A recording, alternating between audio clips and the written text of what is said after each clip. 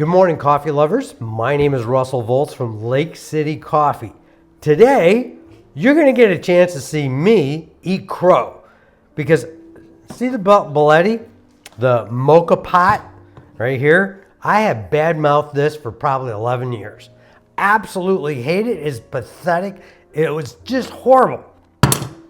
This is my son-in-law, Troy, and I was at Troy's house, and he made me a Moca Pot with my beans. And honest to God, it was really good. So apparently, this particular device requires a bit of skill, which is a lot more than I have, which is good for you because it basically means if you're like me and you have no skill at being a barista, you can still make pretty darn good coffee. So today we're going to follow Troy around the kitchen here, and he's going to show you exactly how to what the tricks of the trade are, because obviously I don't know them. And to be honest, I would say most of what I've learned about making coffee, I've learned from my customers. So we're going to be using my beans, Lake City Coffee's beans, my roast, and his talent. So let's go from there. Okay, so if you're not familiar with Moca Pots, these are actually brewers that are very popular in different parts of the world. So you see these a lot if you go over to Italy or different parts of Latin America, for example. These are pretty popular, for instance, with Cuban coffee. That's another one that you'll very often see these made with Moca Pots, right? The thing about these is unlike simpler brewers like pour-overs or French presses or things like that, these are a little bit more fussy, and that's because they use pressure to force the water through the coffee in order to create the coffee, right? To extract the flavor from the coffee beans. Now, one of the problems that you'll run into is that you have to actually have a decent grinder for this to produce good coffee.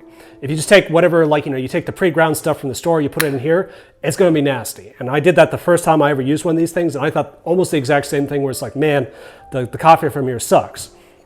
It turns out, no, you actually kind of need to know a little bit of what you're doing here. So when you go to grind this, what you're looking for is kind of a consistency that's about table salt. So you don't want this super fine. This is not espresso. You don't have the same pressures that espresso has. So espresso will typically have 10 bars or more of pressure to force the water through the coffee. If you're not familiar, 1 bar of pressure is basically what's around us right now. It's 1 atmosphere. So it's the amount of pressure that you just naturally have on your body at any given time where you're living right now. These typically generate about 1.5. So it's a little bit more than what you have around you, but it's not that much. So if you grind this really fine, you tamp it, you pack it down and stuff like that, you're probably going to get bad coffee. So what I'm going to do here, I'm going to have some of the Lake City coffee beans available on the website, by the way, and I'm going to measure out about 18 grams. This particular method, you don't really need to measure it quite to the same extent because for the most part, you're just filling up the basket as full as it will go.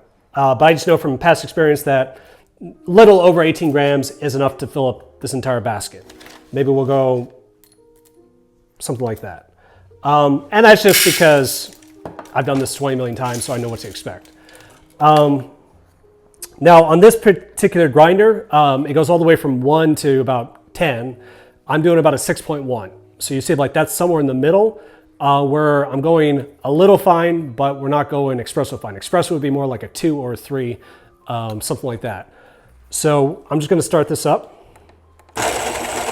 Okay, and then I have a little tool here. These are typically used in espresso, but it also comes in handy here. It's not required. You can basically take a knife, level this out. You can even use your finger, but this tool I have it, so I'm going to use it. And we're just going to spread this nice and even across the basket, right? So let's see if we can see the consistency here. This is, about table salt that you would see from a bottle of Morton's or something like that. In this particular chamber, I've actually got some water that's already heated a little bit. One thing I think I made a mistake when I was first doing this was that I typically use cold water, right, when you first do this. Well, Cold water takes time to get up to temperature to boiling, right? And during that process, you're actually going to be cooking the coffee in the middle here quite a bit. So I found from past experience that if you start from hot water instead, you actually, doesn't take as long and you get just a much nicer, smoother flavor in the coffee.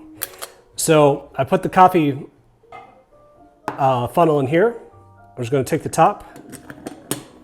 Now, if you're using hot water, keep in mind the bottom part can be kind of hot to touch, so you might want to use like your shirt or something like that to screw it in, or a towel or whatever you happen to have on hand, but just don't burn yourself, please.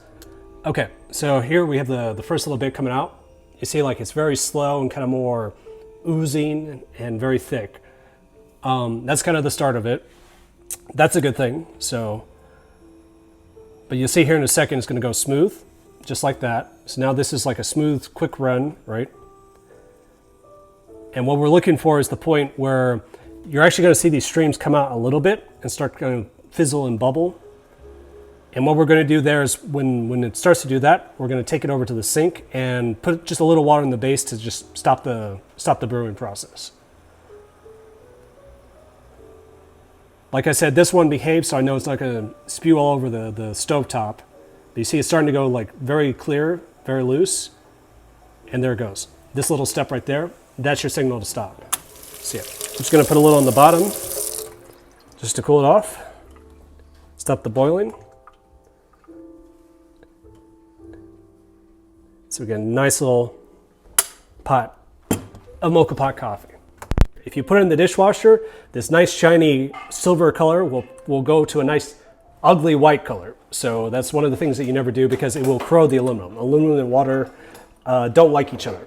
Well, actually, the problem is they love each other is the problem. So yeah, if you want to see an example of what it looks like when you put it in the dishwasher, this is a former victim, right? So never do that. Troy, thank you very much. You can all see why I have Troy doing this and not me, but I'm going to start giving this a regular try.